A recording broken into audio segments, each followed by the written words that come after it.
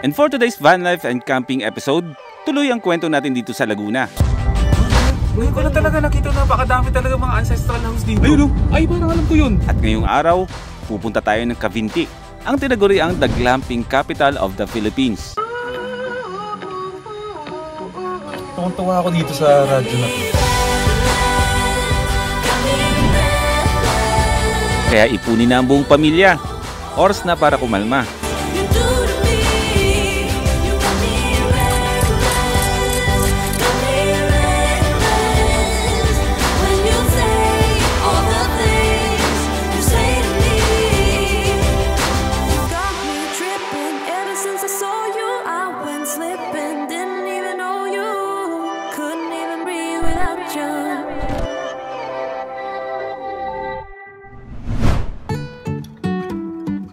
Welcome back to another van life and camping episode. Nasa Barangay Kalo tayo, bayan ng Bae, Laguna. Salamat po!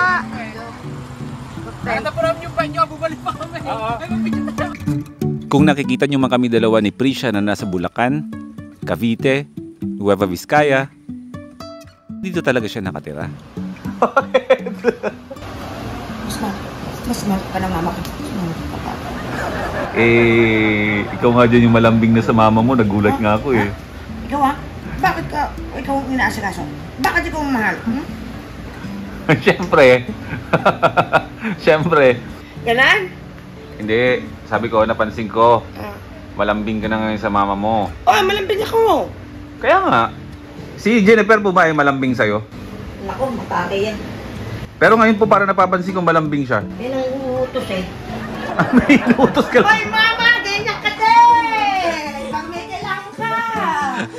Itong mag-ina na to. Magkaugali kasi kami. Life is a winding road, no telling where it goes. Ganun ba talaga dito sa Laguna? Kayo mag-usap-usap o dito lang yun sa Bae? Mataas yung mga boses ninyo. Bae lang ba yun o Laguna? Hindi ko masabing lahat ng taga Laguna ay ganito magsalita. Kasi halo-halo na eh. Oo. Pero yung mga purong taga-Bae na dito kami lumaki, lahat kami ganito magsalita. Parang akala mo nagkaaway. Pwedeng sabihin na normal yun sa mga taga-Bae. Oo. Na ganun kayo mag-usap. Correct. Mukha kayong mga galit mag-usap. Mm-mm. Parang ang taas-taas ng mga boses nyo kapag kayo ay nag-uusap. Pero normal lang yun. Normal lang sa amin yan. Paano kayo pag nagagalit? Yung iba, nagsasaksakan na.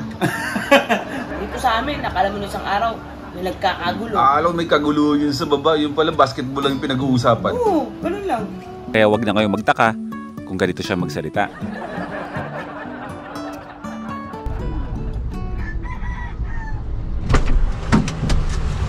Hindi ko alam kung paano ko sisimulan linisin yung camper van natin. Sadyang kalat-kalat yung ating mga gamit. Gawin natin ito na medyo nagmamadali.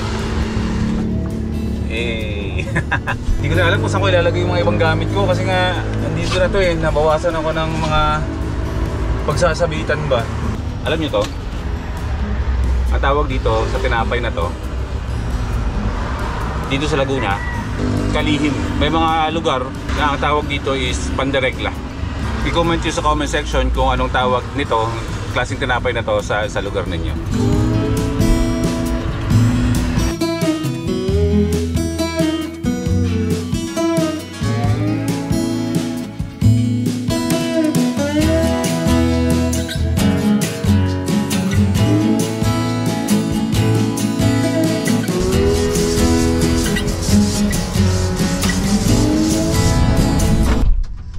Okay, let's go.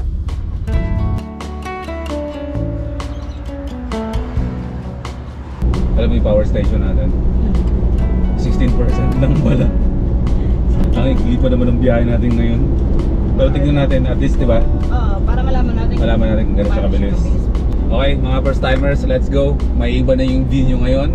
Kasi nga, hindi ako ang nag-drive ng ating camper van. Kailangan ko na kasi siyang sanayin na siya ang magdadrive niyan kasi dadating talaga sa panahon si Prisha na ang magdadrive kay Watod. Yung panahon, no, parang hindi talaga masyadong galit na galit yung araw. Parang napagbigyan yung hinaing ko na napakainis sa Bulacan. Oo, sobrang init sa Bulacan. Pagdating mo dito, lamig na lamig ka naman. Napagbigyan lang tayo ng panahon. Sabi niya pupunta si Boy P sa Laguna. Huwag naman natin ipa-experience sa kanya yung init ng Bulacan. Dito naman, mainit naman sa tanghali. Pero pag sa gabi, malamig. Eh sa Bulacan kasi kahit gabi, Mainit, no? mainit. So, ang ganda ng kalsada dito sa Laguna. Malawak, tapos walang lubak-lubak. Sobrang dami na ng mga pinamili namin. Pero parang hindi pa yan sapat mga first timers para sa ilang araw na biyahe natin. Dito lang naman yan within Laguna. Hindi naman tayo lalabas ng Laguna. Yun nga pala, kanina maaga kami nagising na malengke kami sa pamilihang bayan ng Bae. Baka gustong pambuhayin yan. Hindi naman. Tinitignan ko lang kasi na-attract ako sa mga maliliit na van. Ano yan? Diyan yan sa police station. Ah, gano'n. Oo, yung mga nabangga. Mga nabangga. Nabangga din yung police, oh. Okay mga ka-boy-p, nandito tayo ngayon sa Bae, Laguna na kung saan ay mamamalengke kami ngayon mga ka-boy-p. At gagalit si Seth sa akin. Hindi, okay lang yun. Ang Bae mga ka-boy-p ay isang bayan sa lalawigan ng Laguna. At yun, mamamalengke tayo kasi mga ka-boy-p tayo ay magka-camping. Seth. Huwag gagalit sa akin yung kaibigo. Hindi, Seth, love you. Love natin yun. Mga ka-boy-p, ito po ang tawag ko dito ay Big Red Truck. Para mamili ng mga babaunin namin mga pagkain. Buti na lang may 7 ibili. Merienda, lulutuin. Ito na kalaki? Alam mo ano to? Electric Katol.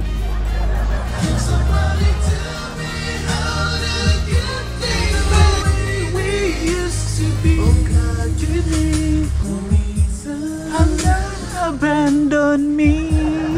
At kung ano-ano pa, karne, isda, manok, kung ganyan. Pero sa tingin ko, itong mga pinamili namin, kukulangan yan. Ulit ang daan na to. Arnya. Tara! Mga ancestral house dito, marami pa oh. Oo. Yun ang hindi tinatanggal dito. Ayun oh, yung mga lumang mga bahay ba? Ano ba ang history ng Laguna? Hindi ko alam yung history. Oh God, ngayon ko lang talaga nakita na napakadami talaga mga ancestral house dito. Oh, sarap pala kapag meron nagdadrive eh. Maayos ako nakakakuha ng mga video eh. And since tayo pupuntahan natin ay campsite, eh hindi ko alam kung lahat ba yan ay magkakasya kasi syempre kapag mga nasa kilala tayo at mga magagandang mga campsites dito sa, ayun nga pala, sa Cavinti tayo pupunta, dito lang din yun sa Laguna, is medyo malayo sa palengke. Kasi yung lugar na pupunta natin is exclusive yung lugar na kung tawagin ay Cavinti, puro campsites yun doon. So may mga bibisitahin tayo doon ng mga campsites na kung saan doon tayo mag-stay ng 3 days 2 nights per campsites para at least makapagpahinga tayo. At ang kagandahan doon, magkaroon din kayo ng guide na kung saan kayo pwede next time na pumunta dito sa Laguna para mag-camping. Hinto muna tayo dito, paliw. Nadaanan natin to eh. Oo, tayo. Ay, lakas ng tubig ngayon oh. Nasa barangay Tibatib na tayo. Kapag kayo ay nasa mundo ng pagka-camping at kung tayo ay simpleng mamamayan, tulad ko, ito yung isang lugar na siyempre pangarap ng lahat na mapuntahan, ang Cavinti, the glamping capital of the Philippines. Bakit sinabi na the glamping capital of the Philippines?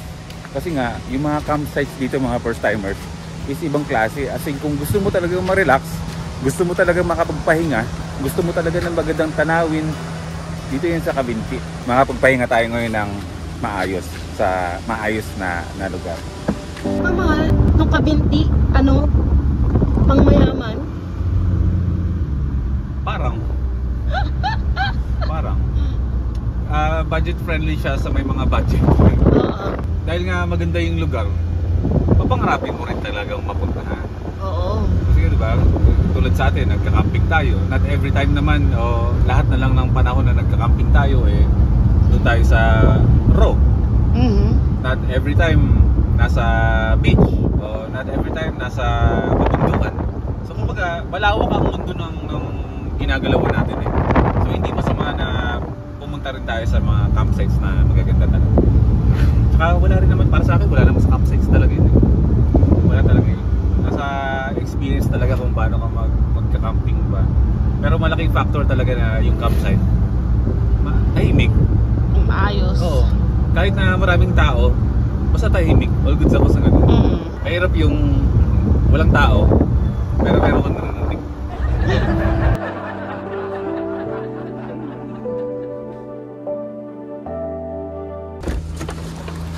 Bili muna tayo ng mga iba nating gulay na lulutuin. Saka mga spices. Like totoo dito oh. Eagles Camp. Ako pinapagyo yung camping natin. Parang yung dati rin punta natin dito ah. Sinakasan natin yung bagyo. Egay? Yung Egay. Oo. Rolling. Loading. Dami lang man. Yan. Ang sarap. Ang lamig. Uy. At ang una namin nakitang campsite ay ang Anika Happiness Campsite. Pero meron tayong konting problema dito. Hindi natin alam kung makakadiretso tayo sa sa tabi mismo ng lake. Oo, doon. Ito na dati na na-experience natin. Oo. Dito rin sa Cavite. Oo. Nahihirapan tayong ibaba yung van. Kasi nga maulan. Ano yun? Bagyong Ega yun. Bagyong Ega yun. Basta mayroon lang tayong space na pwedeng pag-ihawan kasi malakas yung hangin eh. Makapagluto tayo. Wala naman tayong problema na sa luto-luto ng kanin, mga ganyan. Init ng tubig kasi nga sa sasakyan na tayo magluluto ng ganun. May sticker dito si Foreign ng malalakbay. Naglagay ka na yung sticker mo. Wala na akong sticker eh, ubos na eh. Paano bro? Babalik na lang kami the next day para tuyo yung Opo, pagka uminit sir, okay na yan. Sige kasi, ang ganda kasi ng view doon. Opo, mas maganda. Eh kaso nga, dahil nga umuulan, madulas yung kalsada. Opo. Hanap po muna tayo ng ibang campsite. Ganito po kasi sir yung daan eh. Oo. Talagang damo, dadaan. Sayang naman kung hindi ma-enjoy yung view, no? Dito kami. Sige, maghanap muna tayo ng ibang campsite. Tapos, pag umaraw, kasi hindi naman daw bagyo. Masama lang ang panahon. Pero nga ang problema, yung dadaan natin is dudulas yung gulong natin. So, balik tayo dito the next day. Yes. Ikot-ikot muna tayo, hanap muna tayo Okay. ng mga kasi tikit-tikit naman dito. Oo. Ganda. At nakahanap din naman kami agad na malilipatan na campsite. Dito medyo patag. Yung mga kasabahay din pala tayo. Parang ito yung ginaganapan ng mga yung mga nag-overland. Ibaba ako. Paatras bro, no? Paano? Hindi ka naman malelevel dyan. Oh. Wait lang. Sabi mo wait lang.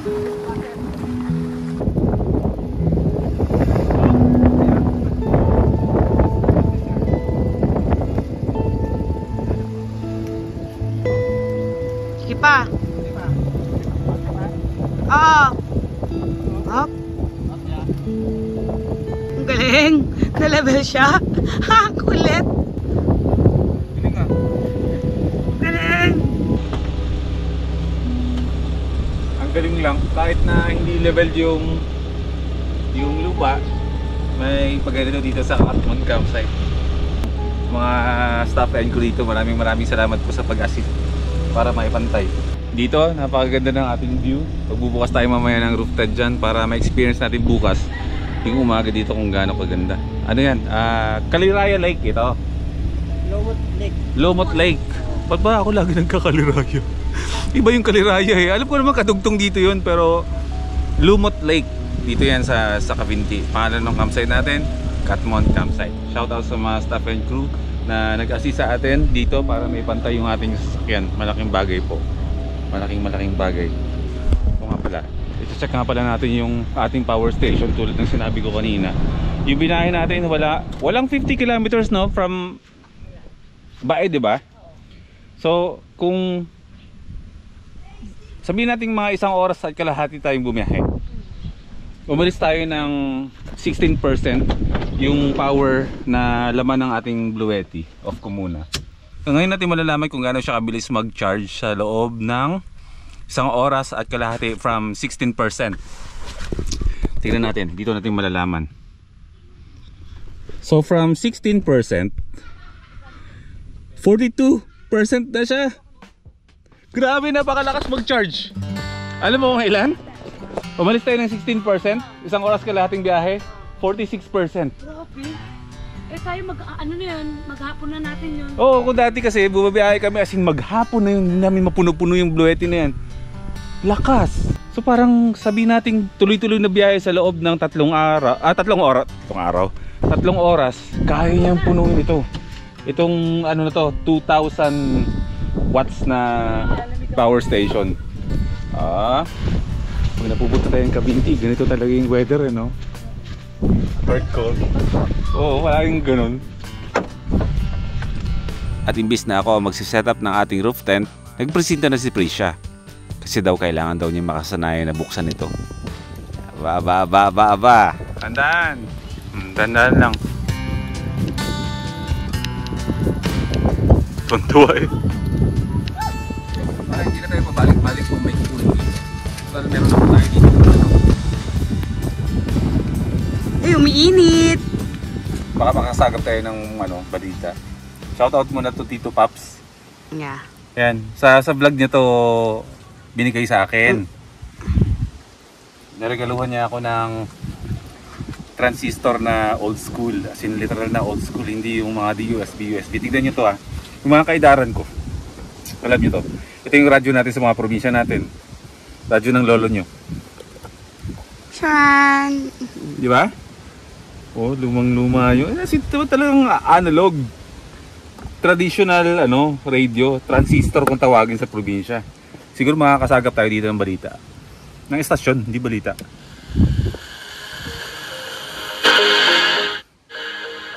Tinatawagan ng pansin, magulang, kamag-anak at pamilya ng batang si April Ann Pantua na sina Christine Marie Joy Rosete at Luis Pantua. Kasalukuyan siyang nasa pangangalaga nila Ginoong May Salvador. nawawala pa.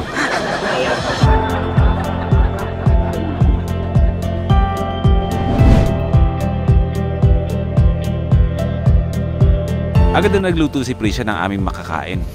Kahit na medyo late na ang aming tanghalian. Konting pahinga lang, konting setup, dahil ako naman na nakatoka sa pag-iihaw ng aming uulamin.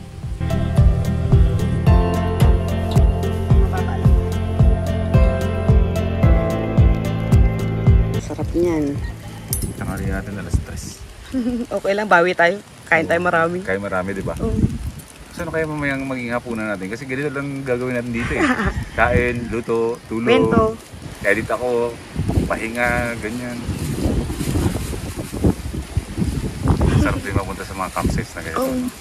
At sa wakas, makakapagtanghalian na kami, malapit na ang hapunan. Alamang. Kanina, Nanay Luz. Oo, masarap siya. Ito na yung ating bangus. Bangus. Ihaw siya na ihaw siya na steam, parang ganyan. Oo. Kasi nga hindi nga siya, wala siyang direct contact sa baga. Uy, luto na nga. Oh, ang sarap. Tikman mo yung luto ko. Sarap. Ikaw ko kasama, tataba ka talaga. Okay lang. Meron tayong makakasama. Dalawa sila na nakasama natin sa First Timers Camp. Taga dito lang din sila sa Bay Laguna. Ayan, makakasama natin sila dito sa loob ng 3 araw at 2 gabi. Ang ulam namin ay talong na inihaw. Tapos ito para sa Talong. Sa talong and inihaw. Pwede rin, di ba? Tapos itong Siyempre, yung bangus. yung bangus. Tsaka shoutout sa bago naming rice cooker. Yes! Coco Martin, baka naman. Happy. Look at me, I'm happy. Tuwang-tuwa ako dito sa radyo na to. Oo, tugtog siya. Pero alam mo yun yung typical na old school na... Dati may ganyan ka lang, masaya ka na eh. Oo. Diba? Mga lolo. Probinsya. Oo. Ano pag Sunday? Oo. Tutugan ng mga love song. Minsan may mga drama-drama, may mga iyak-iyakan, mga letter sender, mga Pero ganyan. pa rin naman. Ganun pa rin hanggang ngayon. Lakas baka chismoso lang naman. Kasi dati, yung kayang bilhin. Na, Radyo lang pa yung kayang bilhin. dati no? Radyo, flashlight, di ba? Di ba yung mga walang TV? Doon sila makikinig ng balita na nangyayari. Tapos, kapag low bat na yung battery, pinapaarawan. Di ba?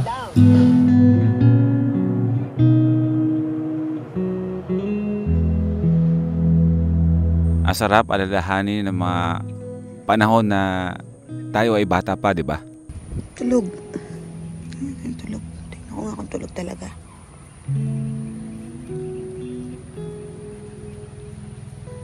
Tulog siya. Yung mga panahon na nagkakamuwang pa lang tayo, na wala pa tayong responsibilidad sa buhay. Nakikita natin yung mga magulang natin na sila ang gumagawa ng mga bagay na ginagawa natin ngayon.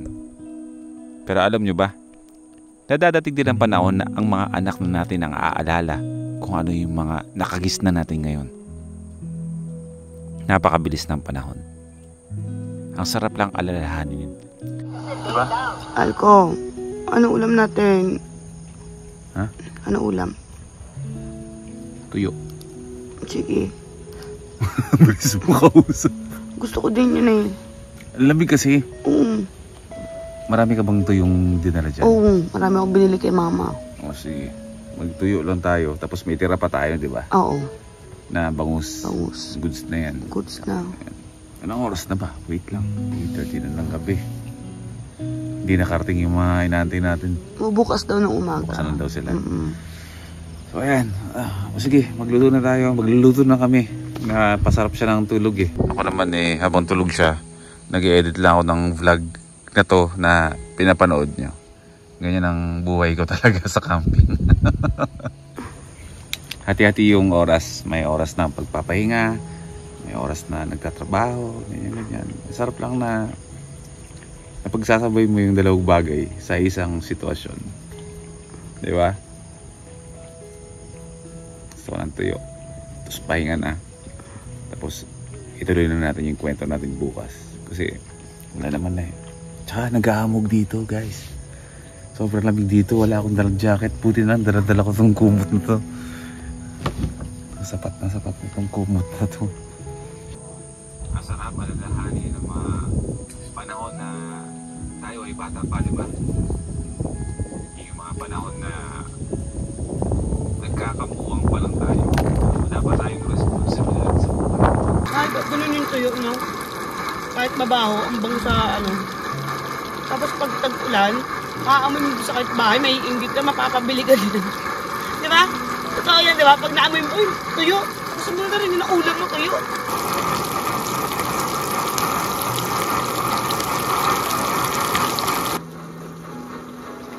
Grabe yung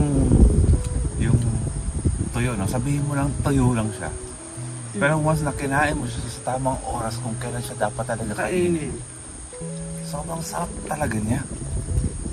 Kapag ganito may mga scrambled egg pa ito dapat, no? Yung bagag na Scrambled egg.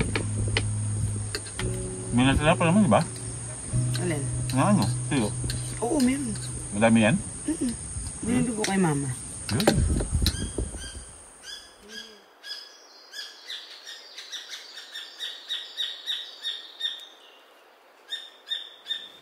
Tulad niya ng inaasahan, nakapagpahinga kami ng maayos. Pero ang panahon, ganun pa rin.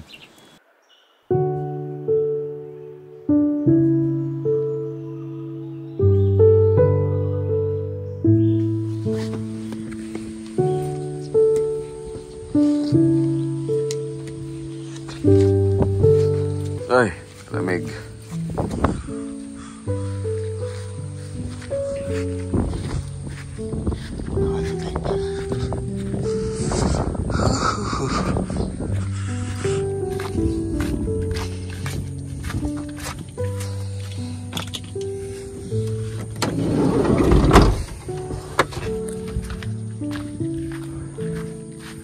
fresh breath. Good morning. Good morning mula dito sa Katmon campsite dito sa Cavinti. Kumusta ba ang tulog ko kung kakamustahin nyo? Kumusta ang tulog namin? Grabe ba? Yan ang masasabi ko, grabe ba?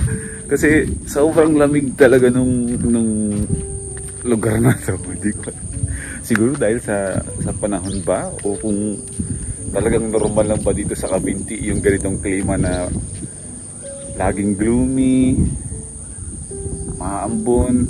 Siguro nagkataon lang, malaking porsyento siguro na nagkataon lang talaga. Ganda naman ito, A-house, oh. Tingnan nyo to. Ang ganda.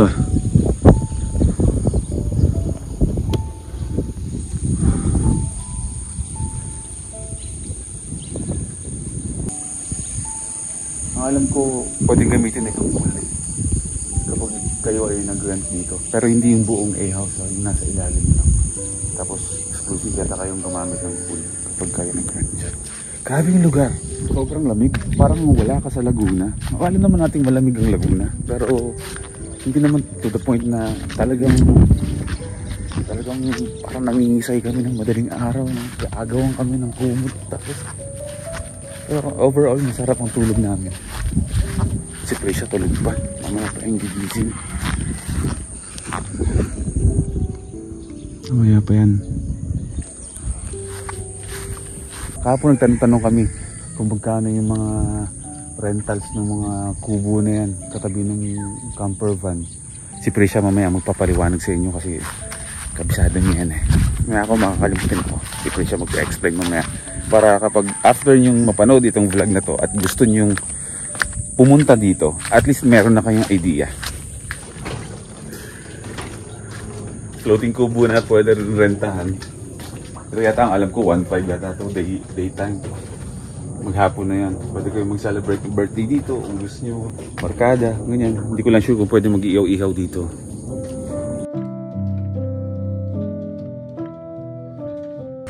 Good morning. Good morning. Kumusta ang tulog mo? Sarap. Dapat doon tayo matutulog ko kami, di ba? Doon. Diyan. Pero hindi natin tinuloy. Kasi ito nga lang bukas sa bintana, nalalamig tayo. sobrang lamig, no? Nambun pa rin ba? Oo, nambun, no? Lalamigin pa rin tayo mamayang gabi. Kasi hanggang bukas pa tayo dito. Ang mali, wala kaming dalang mga jacket. Niready ko pa yung jacket, hindi naman nadala. Magkano nga ulit yung yung rates dito para pag pumunta yung mga first timers dito may idea sila? Alam ko kasi, tinanong ko sila kuya doon. Pag car camping kayo, day tour, 1-2, good for 4 person na yun. Tapos itong kubo na to, pag day tour, is 300 pesos.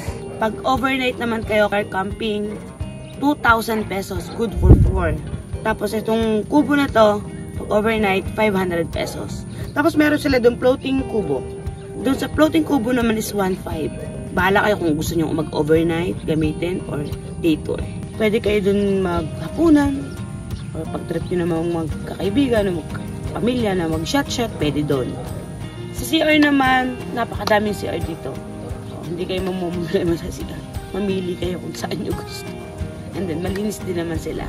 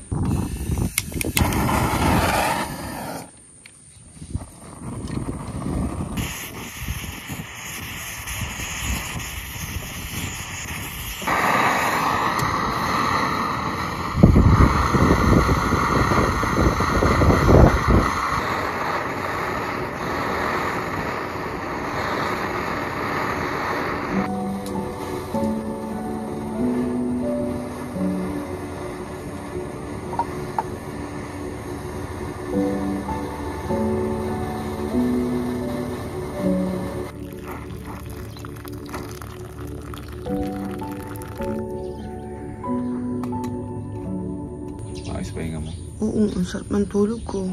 Ako din. Parang ang sarap, no? Kung yung pamilya natin nandito, no? Okay naman siya ng, kunwari sabihin mo tayo lang. Oo.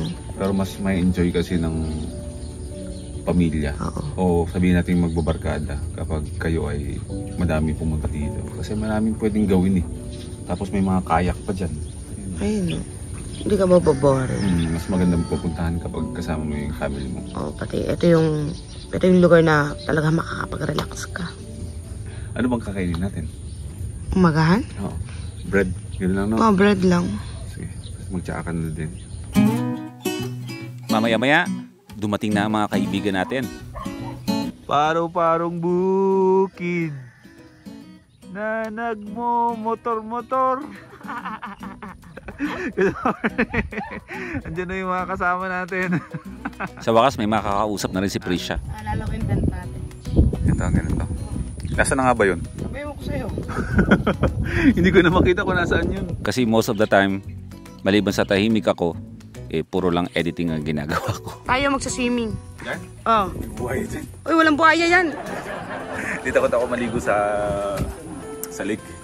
Ngayon, natin joke lang yung buhaya, walang buhay dyan. Takot lang talaga akong maligo sa mga ganyan. Pero tutulong na lang ako sa pagpe-prepare ng aming tanghalian. Ano bang iihawin natin? Yung dala nila. Parang gala. Mamaya nakabili ng uling doon. Ha? Mamaya nakabili ng uling. Sapat na yan para dun sa tatlo. Tulingan at saka Freedom Talong. Maraming salamat sa Parong Gala. Ayan, sila ang sponsor ng ating tanghalian ngayon. Sarap!